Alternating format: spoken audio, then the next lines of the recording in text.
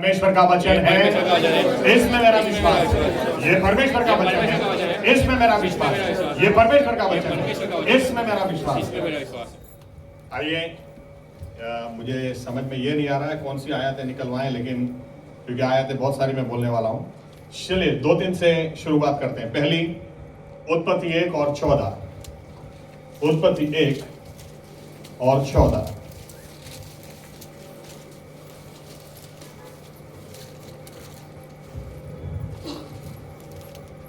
उत्पत्ति 1 અને 14।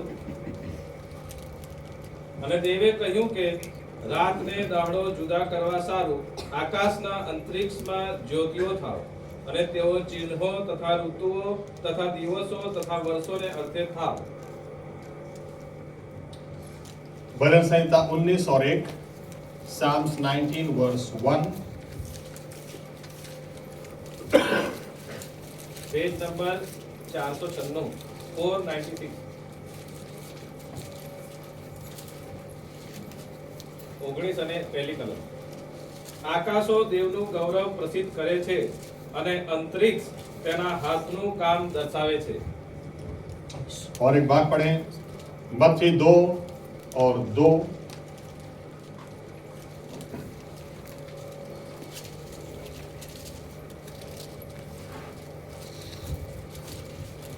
માર્કનો બીજો અધ્યાય અને બીજી કલમ। पहली बीजी वाचो, પહેલી અને બીજી કલમ, બીજો અધ્યાય। હવે હેરોદ રાજાના સમયમાં યહૂદિયાના બેથલેહેમમાં ઈસુ જન્મ્યો ત્યારે જુઓ, માગીઓએ પૂર્વથી યરૂશલેમમાં આવીને પૂછ્યું કે યહૂદીઓનો જે રાજા જન્મ્યો છે તે ક્યાં છે? કેમ કે પૂર્વમાં તેનો તારો જોઈને અમે તેનું ભજન કરવા આવ્યા છીએ। और 10 और 11। અને તેઓ તારાને જોઈને મહા આનંદથી હરખાયા અને ઘરમાં જઈને તેઓએ બાળકને તેની માં મરિયમની પાસે દીઠો ને પગે પડીને તેનું ભજન કર્યું। પછી તેઓએ પોતાની જોડણી છોડીને સોના તથા લોબાન તથા બોળનું તેને નજરાણું કર્યું। आइए दुआ करें। हमारे जीवित परमेश्वर प्रभु यीशु मसीहा, हम हृदय की गहराई से आज के दिन के लिए आपको धन्यवाद देते हैं। ये समय, ये मौका आपने हमें दिया है प्रभु यीशु मसीहा कि हम साथ में मिलकर आपकी उपस्थिति में आकर आपसे ही फिर से एक बार आप इस संसार में आए। क्यों आए, इसके बारे में प्रभु यीशु मसीह हम फिर से एक बार आपके मुंह से सुने। इसलिए हमारी प्रार्थना है, पवित्र आत्मा को आप हम पर उंडेल दें, ताकि जो वचन पढ़े गए इन वचनों के द्वारा आप हमसे बात करें, आप हमसे व्यवहार करें, और सारा आदर, सारा मान, सारी महिमा आप ही को मिले। उसके लायक आप ही हैं। आप बोलें, क्योंकि हम किसी इंसान की आवाज सुनने नहीं आए, हम आपकी आवाज सुनने के लिए आए हैं। आप हमसे व्यवहार कर कर आपके पवित्र नाम को पाक मनाया जाए, ऐसा होने दे प्रभु यीशु। हमारी बंद आंखों को खोलें ताकि हम आपको निहार सकें, बंद कानों को खोलें ताकि हम आपकी आवाज सुन सकें। और प्रभु यीशु, आपकी मर्जी आज हमारे जीवनों में, हमारे बीच में पूरी हो और महिमा आप ही को मिले। ये प्रार्थना प्रभु यीशु मसीहा के नाम से हम करते हैं, साथ में कहेंगे आमीन। धन्यवाद प्रभु यीशु मसीहा। बैठ सकते हैं अपनी जगह।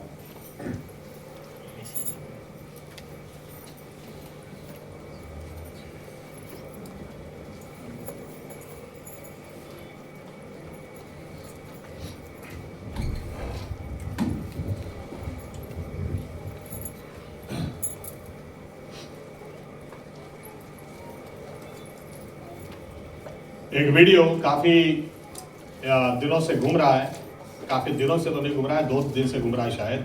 आपने भी देखा होगा, एक आदमी चर्च के अंदर जाकर पास्टर से कैसी बकवास बातें करता है, कितने गुस्से में बात करता है, किस तरह से बात करता है। पूछता है कि चल बता, यीशु मसीह पैदा कैसे हुआ, यीशु मसीह पैदा कैसे हुआ, ऐसे कैसे वो पैदा हो सकता है। जब मैं सुन रहा था मुझे थोड़ा गुस्सा भी आया, फिर विचार भी आया कि अब ये आदमी के बाद उसके एंगल से जायज है, क्योंकि ये हमारे परमेश्वर को जानता ही नहीं है। एक्चुअली क्रिसमस क्या है, या तो मैं यूं कहूं नरसिंगे का त्योहार क्या है। रण सिंगड़ानो त्योहार, the feast of trumpets. Feast of trumpets वो त्योहार है जिस दिन परमेश्वर ने इंसान को बनाया, या तो ये वो त्योहार है जब परमेश्वर ने आदम में से हवा को निकाला, और क्रिसमस वो समय है जब औरत में से मर्द को बाहर निकाला। आमीन, आमीन, आमीन। अगर आपको पता हो यीशु मसीह कैसे आए, उसके पहले आप ये तो बताओ औरत कहां से आई। अरे जो पसली में से औरत को बाहर निकाल सकता है, बिना सिर्फ मर्द में से जो औरत को बाहर निकाल सकता है, ये परमेश्वर बदला नहीं, ये परमेश्वर सिर्फ औरत में से भी मर्द को बाहर निकाल सकता है। आमीन, आमीन। लेकिन फर्क ये आया कि आदम में से जिसको निकाला था उसके द्वारा संसार पाप में गिर गया, लेकिन मरियम में से जिसको निकाला उसके बारे में कहा गया कि आज तुम्हारे लिए दाऊद के शहर में उद्धारकर्ता पैदा हुआ है। Hallelujah, hallelujah, hallelujah. जो अपने परमेश्वर को जानता है उनके लिए कुछ भी आश्चर्यजनक है नहीं। और इसीलिए कुछ बातें आज आपके सामने लाकर मैं रखना चाहता हूं। जैसे मैंने स्तुति आराधना में कहा कि चांद और तारे के बारे में कुछ हम आज बात करेंगे। बाइबल का परमेश्वर वो सर्वशक्तिमान परमेश्वर है, और आज का दिन हमको याद दिलाता है हमारे परमेश्वर के लिए कुछ भी नामुमकिन नहीं है। आमीन, आमीन। और इसलिए इस एंगल को ध्यान में रखते हुए कुछ बातों को हम देखना चाहते हैं। उदाहरण के तौर पर बाइबल यूं कहती है, जब उसने उत्पत्ति करी तो उसने चौथे दिन सूरज को बनाया, चांद को बनाया, तारों को बनाया, ग्रहों को बनाया, and all the heavenly host लिखा है, सारे आसमानी वस्तुओं को उसने बनाया। और इसलिए बनाया ताकि वे हमारे ऊपर हमारी सहायता करें। सूरज दिन में रोशनी दे, चांद रात को हमें उजियाला दे।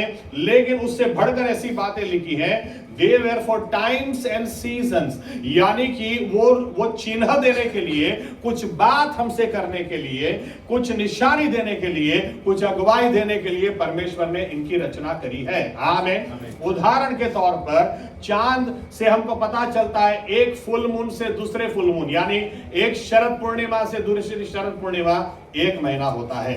आमीन, आमीन। चांद की मूवमेंट से हमको पता चलता है एक महीना निकल गया, क्योंकि 15 दिन फुल मून से चांद आधा आधा आधा होते होते होते होते होते फिर गायब हो जाता है। अमास आती है और अमास से दूसरे दिन वापस 15 दिन की साइकिल होती है।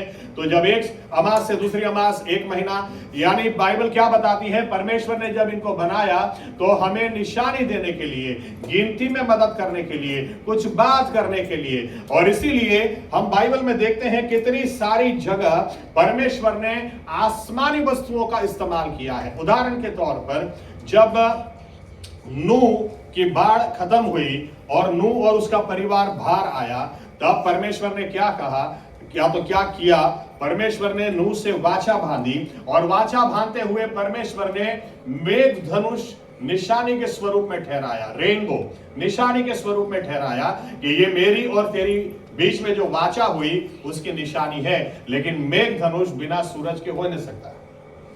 आमीन। रात को मेघ धनुष कभी भी नहीं दिखेगा। आमीन। वो दिन को ही दिखेगा।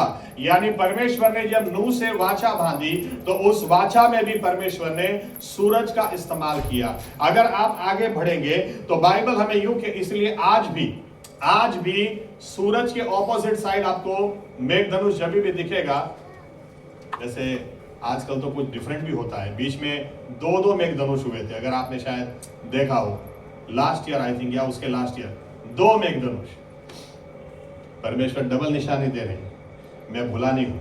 आमीन। दूसरी बाजू अगर आप देखें मिस्र के अंदर परमेश्वर ने जो चिन्ह चमत्कार किए, वहां पर भी परमेश्वर ने इजरायली लोगों को सूरज और चांद की रोशनी बराबर दी। मिस्री लोगों से 3 दिन तक चांद इस तरह से छीन लिया, या सूरज इस तरह से छीन लिया कि लिखा है अगर बाजू में कोई खड़ा हो तो भी वो दिखाई न दे, इतना अंधेरा था, इतना अंधेरा। बाइबल यूं कहती है कि जब इजरायली लोग बाहर निकले तो उस वक्त 3 घंटे तक सूर्य ग्रहण था। उस वक्त यानी परमेश्वर ने फिर से सूरज और चांद का इस्तेमाल किया। कोई आश्चर्य की बात नहीं, जब यीशु मसीह क्रूस पर थे 12 बजे से 3 बजे तक, उस वक्त भी सूर्य ग्रहण था।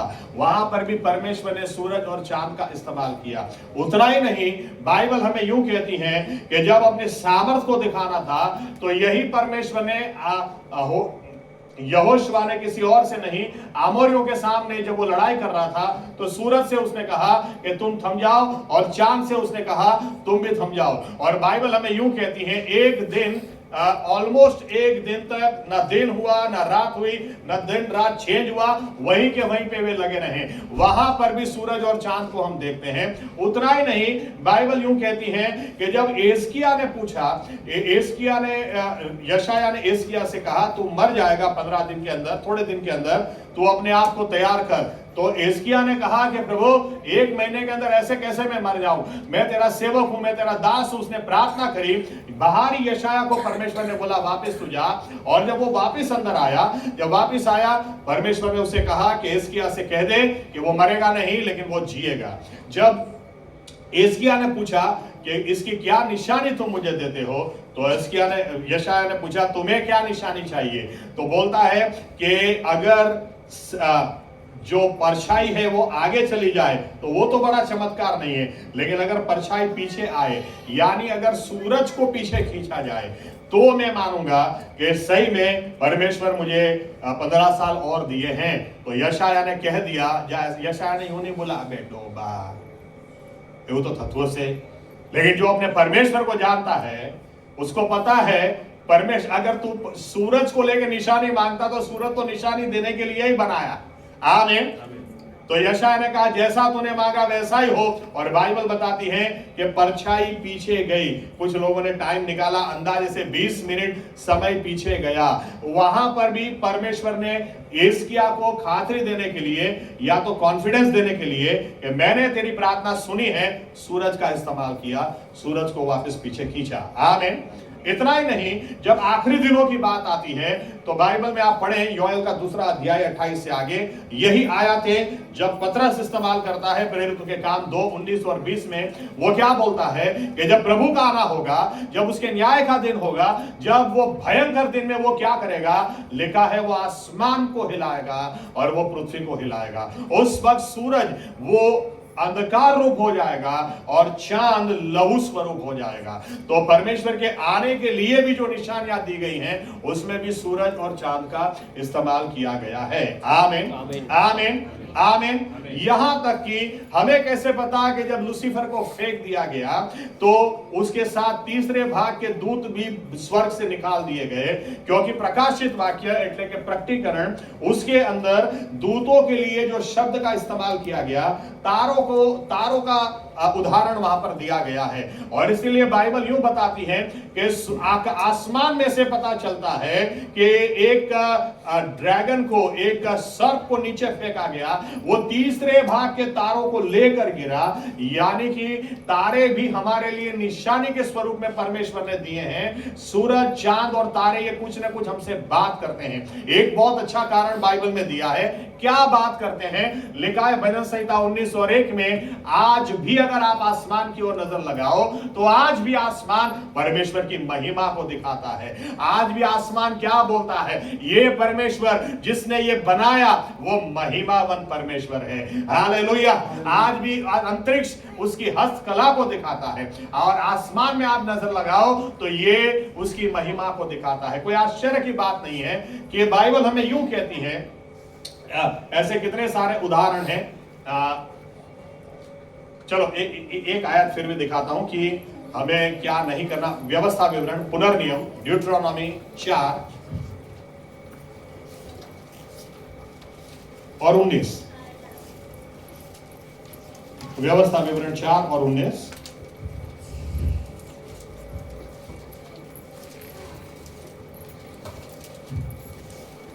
पेज नंबर 162 4 અને 19। અને રખેને વ્યોમ ભણી તારી નજર ઊંચી કરીને સૂર્ય તથા ચંદ્ર તથા તારા એટલે આખું ગગન મંડળ કે જેઓને યહોવા તારા દેવે આકાશ તળેના સર્વ લોકોને વહેંચી આપ્યા છે તેઓને જોઈને તું આકર્ષાય ને તેઓની પૂજા કરે. यहां पर परमेश्वर का वचन क्या बोलता है? सूरज, चांद और तारे का मैं इस्तेमाल करता हूं तुम्हारी निशानी देने के लिए, सीजन, ऋतुओं के लिए, चिन्हों के लिए, लेकिन तुम्हें उनकी उपासना नहीं करनी है. आमीन, आमीन. और एक अच्छा पॉइंट मैं भूल गया कि परमेश्वर जब इजरायली लोगों से वाचा बांधता है तो बार बार वो याद दिलाता है, मैं तुम्हें भूल नहीं गया. लेकिन एक जगह तो वहां पर भी सूरज और चांद का इस्तेमाल करके यिर्मयाह 31वें अध्याय 34, 35 और 36 में परमेश्वर क्या बोलते हैं? परमेश्वर, क्योंकि इजरायली लोग मानते हैं परमेश्वर हमें भूल गए, उसने हमें छोड़ दिया. ये परमेश्वर क्या बोलता है कि नहीं नहीं नहीं, जिस दिन सूरज दिखना बंद हो जाए, जिस दिन चांद दिखना बंद हो जाए, जिस दिन समंदर में लहरें आना बंद हो जाए, जिस दिन तुम पृथ्वी से आसमान का नाप निकालो और जिस दिन तुम पृथ्वी की धरा को ढूंढ निकालो जिस पर वो घूमती है, तो ही मानना कि मैंने तुम्हें छोड़ दिया, तो ही मानना कि मैं तुम्हें भूल गया. नहीं तो मैं तुम्हें कभी भी नहीं भूल सकता, मैं तुम्हें कभी भी नहीं ठाकूंगा. हे इजराइल, हे याकूब, तुम मेरा है और मेरा ही रहेगा. आमीन, आमीन. यहां पर भी परमेश्वर सूरज और चांद का इस्तेमाल करते हैं, लेकिन जैसे इतने सारे उदाहरण परमेश्वर ने जहां सूरज का इस्तेमाल किया, चांद का इस्तेमाल किया, लेकिन जब क्रिसमस की बात आती है पहली बार हम कुछ हटके देखते हैं.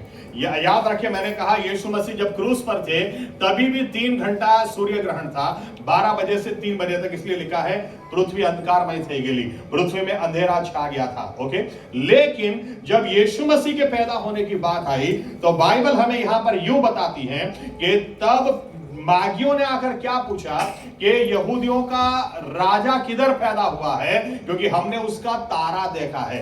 ये तारा और कुछ नहीं था. पहले तो ये बता दूं, मागी जो लोग थे, अभी इतिहास से हमको बहुत कुछ बातें पता चलती है.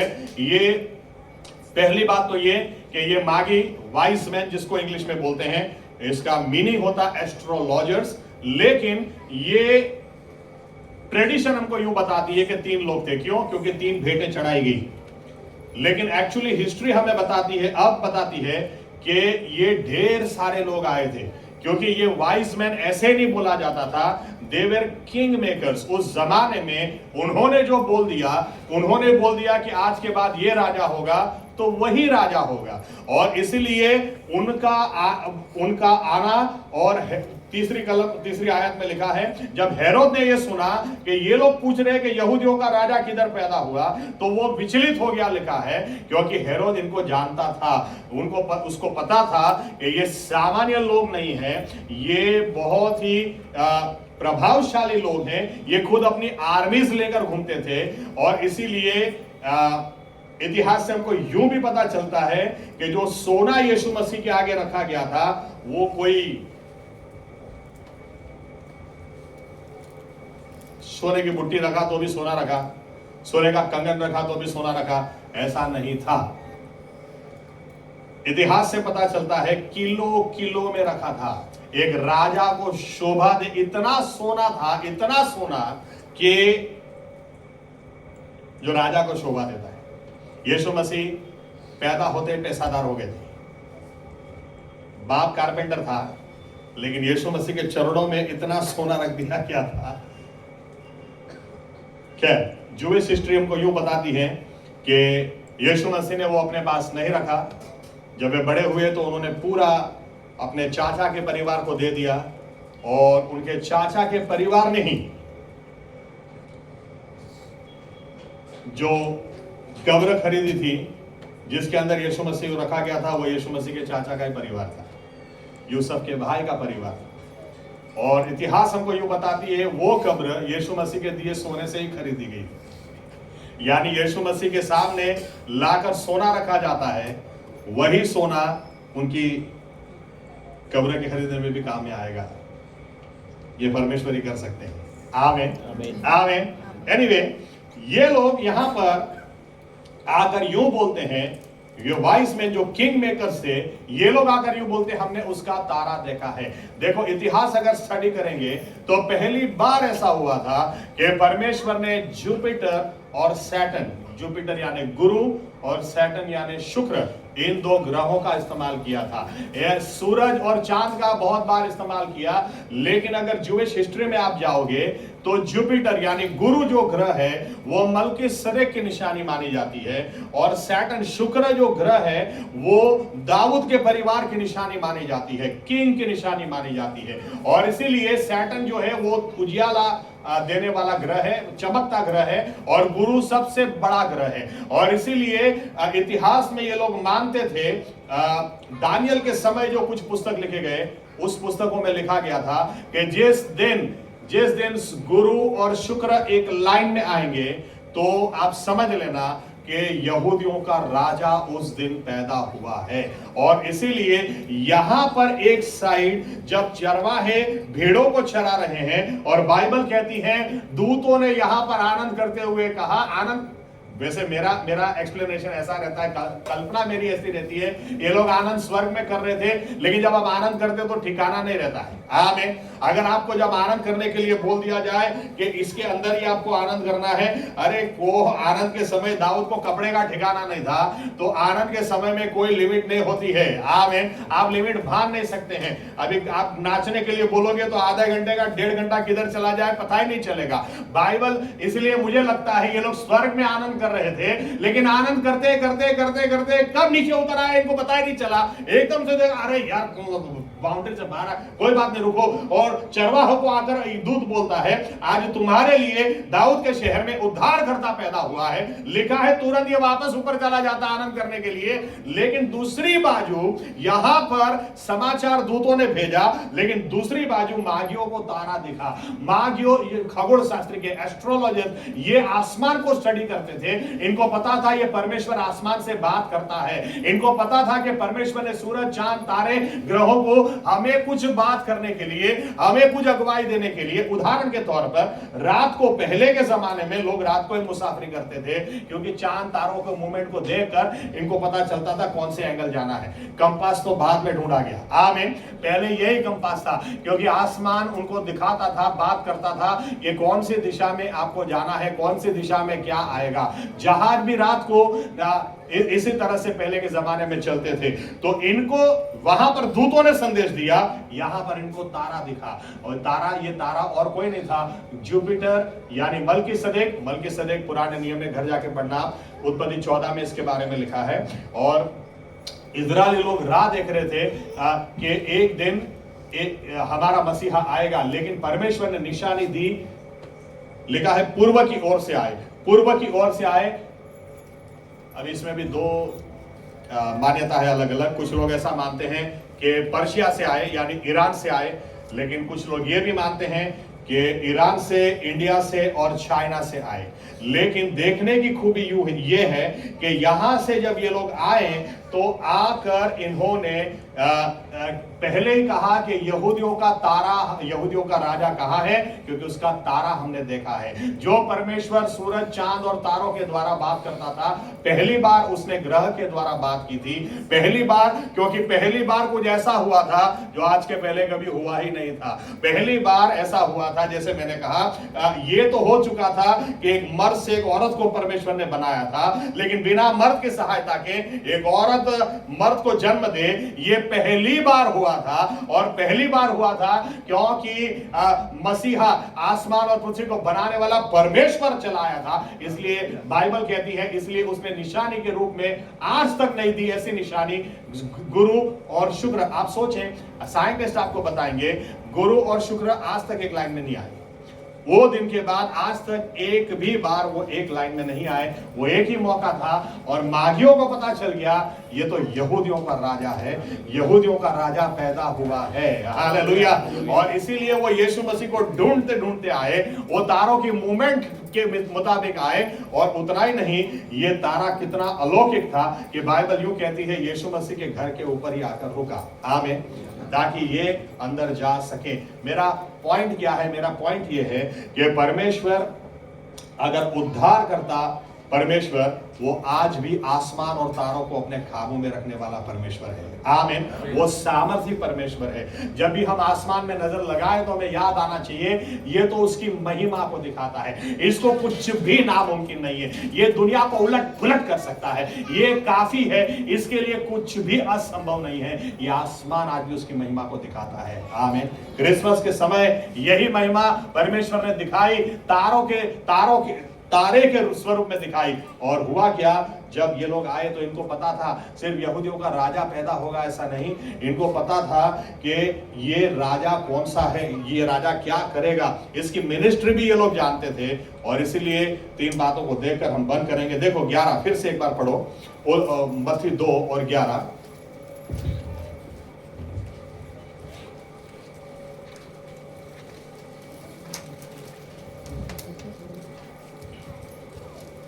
અને ઘરમાં જઈને તેઓએ બાળકને તેની માં મરિયમની પાસે દીઠો ને પગે પડીને તેનું ભજન કર્યું.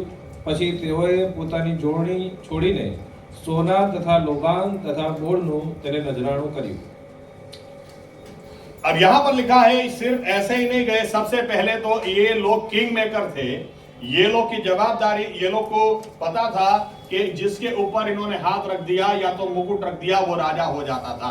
लेकिन पहली बार इतिहास में ऐसा हुआ था कि ये मागी लोग जाकर यीशु मसीह के आगे झुक गए। लिखा है झुक जाना यानी घुटनों पे जाना, यानी आराधना करना, यानी इनको पता था यहूदियों का राजा जो पैदा हुआ है वो, और आसमान का और जुपिटर गुरु और शुक्र का एक लाइन में आना ये दिखाता है सिर्फ यहूदियों का राजा ये नहीं है, ये तो आसमान और पृथ्वी को बनाने वाला राजा है, ये आसमान और पृथ्वी को बनाने वाला परमेश्वर है, उद्धारकर्ता पैदा हुआ है। और इसलिए इन्होंने आकर इनके चरणों में 3 चीजें रख दी।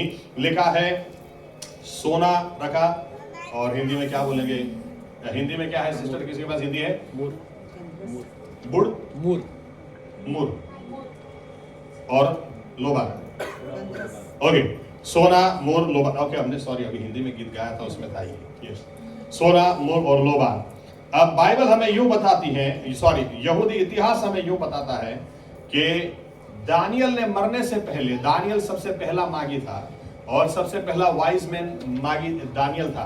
दानियल आसमान को बहुत अच्छी तरह से स्टडी कर सकता था। याद रखना, स्टडी करने का मतलब ये नहीं है फ्लोरेंस बेटा शुक्र तने नड़े ला 1000 रुपया આપણે વિધિ કરી અને હટાઈ દઈએ, ये बोगस बात। आमीन आमीन। मुझे तो ये पता नहीं चलता कि उधर कौन पैसा लेता है, तो ये लोग पैसा ले लेके उसको हटा देते, लाओ इतना पैसा और शनि को हटा देंगे। आपको शनि है, मंगल है, उसको पैसा लाओ, विधि करो, हट जाएगा। ऐसे कैसे हटेगा भाई, वो जिधर है उधर ही है। आमीन आमीन। तो ये पैसा लेके हटाने की बात नहीं है, लेकिन ये लोग जानते थे अच्छी तरह से कि वो जो, सॉरी मैं दानियल की बात कर रहा था, दानियल अच्छी तरह से मूवमेंट स्टडी कर सकता था। और इसलिए दानियल, इतिहास बताती है, दानियल ने मरने से पहले सोना मूर और लोबान लोगों के हाथ में रख के यूं बोला था कि एक दिन जब मेरा मसीहा आएगा तब तुम जाकर उसको चढ़ाना। और दानियल ने सबसे पहले कुछ लिखा था जो आज भी आपको अवेलेबल है, मिलेगा यूएस हिस्ट्री में, कि जब मेरा मसीहा आएगा तब गुरु और शुक्र ग्रह एक लाइन में होगा। और इसलिए इन मागियों को पता था कि गुरु और शुक्र अगर एक लाइन में आ गया, ये लोग अपना सब कुछ छोड़ छाड़ के निकल गए कि यहूदियों का राजा पैदा हुआ है। आमीन आमीन। लेकिन यहूदियों का राजा क्यों पैदा हुआ है? सबसे पहली बात मैंने आपसे कहा, सोना जाकर इन्होंने चढ़ाया। ये सोना सामान्य नहीं था, ये सोना बहुत बड़ी तादाद में था, बहुत बड़ी तादाद में जाकर सोना चढ़ाया था। क्यों? क्योंकि राजा के सामने जा रहे हो, राजा को जाकर आपने सोना दिया। सोना दिखाता है ये यहूदियों का राजा है। ये सारी, क्योंकि और आसमान में अगर निशानी आई यानी सिर्फ यहूदिया का नहीं है, सारी दुनिया का राजा पैदा हुआ है। आमीन। सारे संसार का उद्धार करता वो इंसान के स्वरूप में आया है। उतना ही नहीं, दूसरी बात, मूर दिखाती है, मुर वो निशान है, इंग्लिश में क्या बोलेंगे, गोल्ड, मर एंड फ्रैंकिनसेंस। मर वो दिखाता है डिविनिटी, प्योरिटी। ओके, एक मिनट, यस, मर दिखाता है डिविनिटी यानी दैवीयता, और साथ में याजक पद दिखाता है, यानी ये जो आया ये याजक बन के आया, महायाजक बन के आया। और बाइबल हमें यूं कहती है कि अगर परमेश्वर को और इंसान को कोई एक कर सकता है, परमेश्वर और इंसान का टूटा रिश्ता कोई जोड़ सकता है, तो उसके लिए एक महायाजक चाहिए था। ये महायाजक, दुनियावी महायाजक, जानवर के खून को लेकर परमेश्वर के सामने जाता था। ये महायाजक अपने खून को लेकर परमेश्वर के पास गया, और बाइबल कहती है हमारा और परमेश्वर का टूटा रिश्ता हमेशा के लिए जोड़ दिया। यानी मर क्या दिखाता था, मोर क्या दिखाता था कि ये वो याजक है, सिर्फ यहूदियों का राजा पैदा नहीं हुआ, लेकिन ये सही में आसमानी पिता से हमारा रिश्ता जोड़ने वाला महायाजक है। आमीन, आमीन। यही वो मलकीसदेक है, यही वो महायाजक है जो हमारा और परमेश्वर का रिश्ता जोड़ देगा। तीसरी बात लिखा है फ्रैंकिनसेंस यानी बोर्ड, सोना, लोबान यानी खुशबू। बाइबल कहती है जब प्रार्थना की वेदी खड़ी की जाती थी तो वहां पर लिखा है कि वहां पर लोबान जलाना बहुत जरूरी था। लेकिन आपको पता है, मुझे पता है, प्रार्थना वो बिना बलिदान के नहीं जाती है, प्रार्थना के लिए बलिदान देना ही पड़ता है। आमीन। कई लोगों को ऐसा है कि बस प्रार्थना यानी मूड अच्छा हो और मूड अच्छा बन जाए। नहीं, प्रार्थना वो बलिदान है। और बाइबल हमें यूं दिखाती है प्रभु यीशु का जीवन ही बलिदान हो गया, और उस बलिदान से इतनी खुशबू आई कि हमारा जीवन उन्होंने बदल के रख दिया। आमीन, आमीन, आमीन। जब ये लोग आए तो इन्होंने सिर्फ इसलिए नहीं कि यहूदियों का राजा हमने देखा है, इनको पता था जो आया है वही राजा है, वही हमारा उद्धार करता है, उसी में हमको पापों की क्षमा है, और उसके मृत्यु से हमको जीवन है। आमीन, आमीन।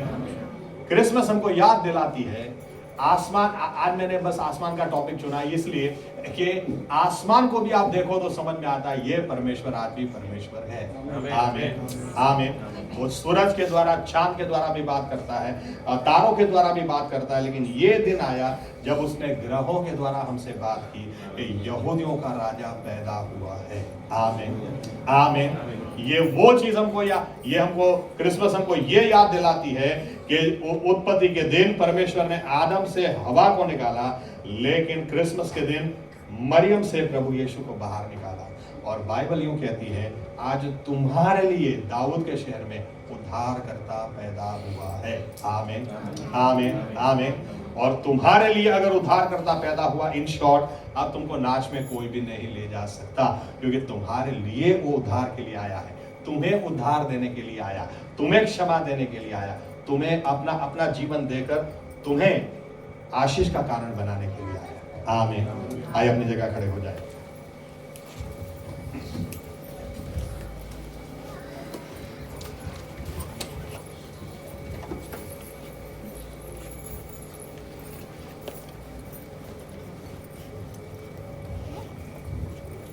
जब मागी लोग प्रभु यीशु के पास जाकर झुक गए, ये एक भी मागी यहूदी नहीं था, ये बिन यहूदी थे। और यीशु मसीह के आगे झुक जाने का मतलब था यहूदियों के राजा के आगे हम इसलिए झुक जाते हैं क्योंकि हम जानते हैं कि ये सिर्फ यहूदियों का राजा नहीं है, ये तो सारी दुनिया का राजा है, क्योंकि हमने उसका तारा देखा है। दुनियावी राजा पैदा होते हैं, आसमान में कोई हलचल नहीं होती है, लेकिन ये राजा पैदा हुआ, इसका तारा हमने आसमान में देखा है। ये कोई सामान्य राजा नहीं, ये तो सारी दुनिया का राजा है।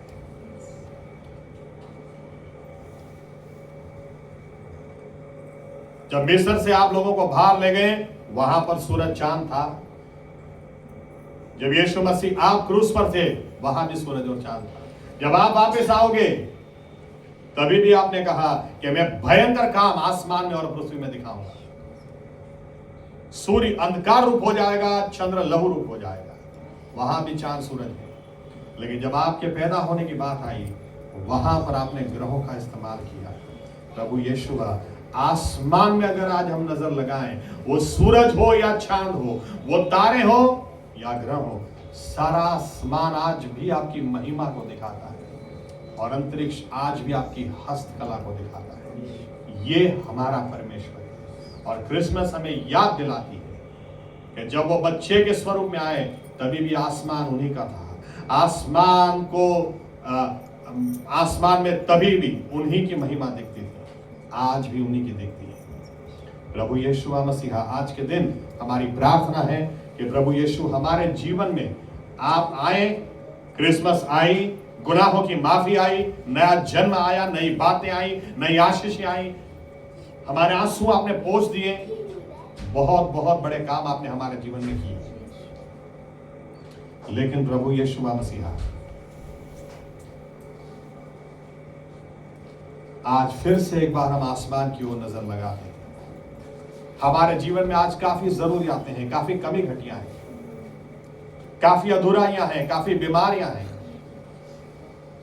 लेकिन आसमान आज भी हमसे बात करके यूं कहता है, आसमान आज भी हमसे कहता है, ये परमेश्वर आज भी महिमावन परमेश्वर है, आज भी उतना ही सामर्थी परमेश्वर है। आज भी आसमान हमसे बात करता है, हमारा परमेश्वर वैसा का वैसा ही है, कभी ना बदलने वाला परमेश्वर है। प्रभु यीशु मसीह आपके हाथों में हमारे जीवनों को हम दे देते हैं। कितनी बड़ी बात, आदम में से हवा को निकालना था, लेकिन मरियम में से तो आपको खुद को उत्पन्न करता परमेश्वर, खुद को इंसान के स्वरूप में आना था, वो भी आपने करके दिखाया, क्योंकि आप हमसे इतना प्रेम करते हैं। यहूदियों का राजा आया जरूर, लेकिन वो तो सारी दुनिया का राजा था।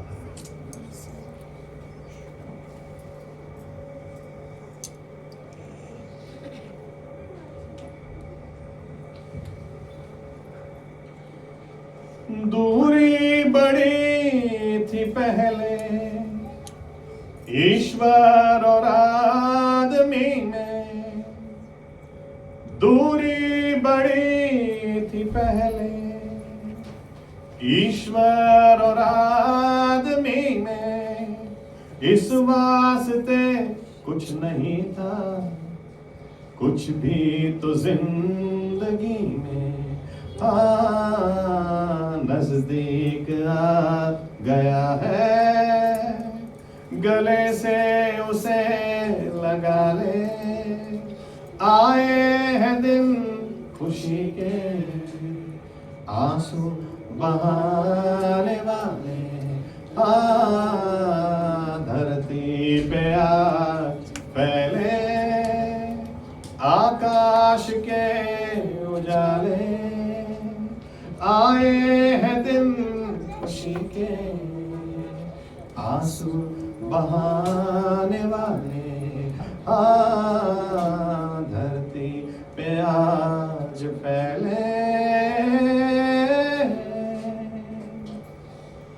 धन्यवाद प्रभु यीशु कि आप आए, 2000 साल पहले इंसान के स्वरूप में आप आए, और धन्यवाद प्रभु यीशु कि वही ईश्वर आज आप हमारे जीवनों में आए, उद्धार देने के लिए आए। धन्यवाद प्रभु यीशु। आप कोई नया धर्म स्थापित करने के लिए नहीं आए, लेकिन आप प्रभु यीशु मसीहा खुद अपनी जान को देकर हमारा ईश्वर से टूटा रिश्ता जोड़ने के लिए आए। और आज भी आसमान हमसे बात करती है, ऐसी कोई समस्या नहीं जिसका हल हमें मिल नहीं सकता, क्योंकि आज भी आसमान दिखाती है हमारा परमेश्वर उतना ही गौरववान है, उतना ही महिमावान है। अंतरिक्ष आज भी उसकी हस्तकला दिखाती है, और जिसने सूरज को बार बार, चांद को बार बार हिलाया, जिसने गुरु और शुक्र को हिलाया, वो परमेश्वर आज भी हमारा परमेश्वर है, आज भी वही परमेश्वर। प्रभु यीशु, हम जितने भी लोग यहाँ पे खड़े हैं जिनके जीवन में जो भी समस्या हो, आप प्रभु यीशु नए सिरे से आज उनकी मुलाकात लें, और आपकी सामर्थ से जो परमेश्वर अपने खुद ईश्वर होने के बावजूद इंसान बनने के लिए आसमान को हिला सकता है, जो परमेश्वर राजाओं को हिला सकता है, जो परमेश्वर दूतों को ऊपर नीचे कर सकता है, वही परमेश्वर। हमारे लिए क्या कुछ नहीं कर सकता है।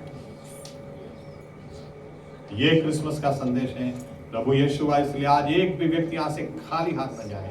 जिसकी जो जरूरियात हो आप बड़े हुए हाथों से उसको पूरा करें, आपकी महिमा को दिखाएं, और महिमा सिर्फ और सिर्फ आप दें।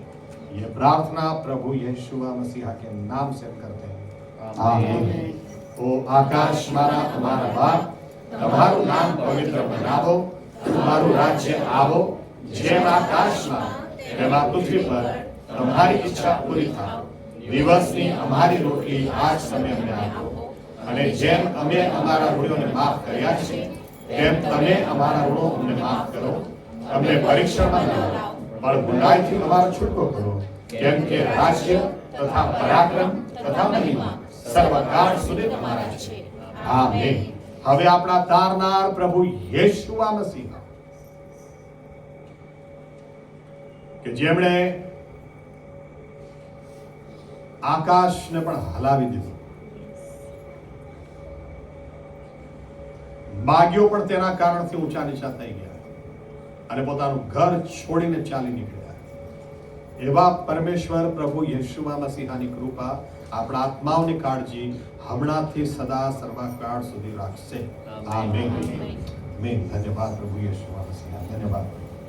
चर्च संगति यहाँ पे समाप्त होती है। प्रभु यीशु आपको फिर से एक बार मेरी ओर से, मेरे परिवार की ओर से, हमारे बिशप जेपी साहब की ओर से क्रिसमस की बहुत बहुत बहुत शुभकामनाएं। याद रखें कि आज 25 दिसंबर को यीशु मसीह पैदा नहीं हुए थे, वो बाइबल हमको कहीं बताती नहीं है, लेकिन आज हम इकट्ठा होकर याद करते हैं उस बात को कि उस परमेश्वर ने आसमान को हिलाया, वही परमेश्वर आज भी वही है, आमीन। इसलिए कहता है उसके आने से पहले फिर से एक बार हिलाऊंगा। तो याद अपने आप को याद दिलाए, ये परमेश्वर अगर ईश्वर इंसान बन सकता है तो क्या नहीं कर सकता हमारे लिए, आमीन। क्या नहीं कर सकता, वो कुछ भी उसको नामुमकिन है, आमीन। खाने के लिए प्रार्थना में जाएंगे।